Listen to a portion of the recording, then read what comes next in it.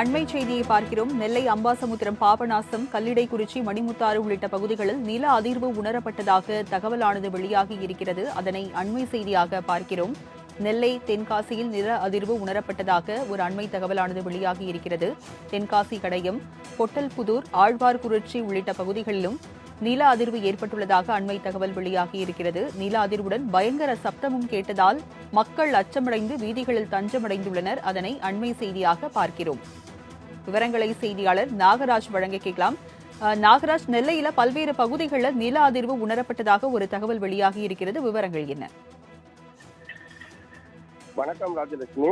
திருநெல்வேலி மாவட்டம் அம்பாசமுத்திரம் பகுதியில் பாபநாசம், விக்ரமசிங்கபுரம், கல்லிடைக்குறிச்சி, மணிமுத்தாறு உள்ளிட்ட இடங்களிலும், தென்காசி மாவட்டத்தில் கடையம், பொட்டல்புதூர், முதலியார்பட்டி, ஆழ்வார்குறிச்சி, வாகைக்குளம், கல்யாணிபுரம் மற்றும் அதன் சுற்று வட்டார பகுதிகளிலும் இன்று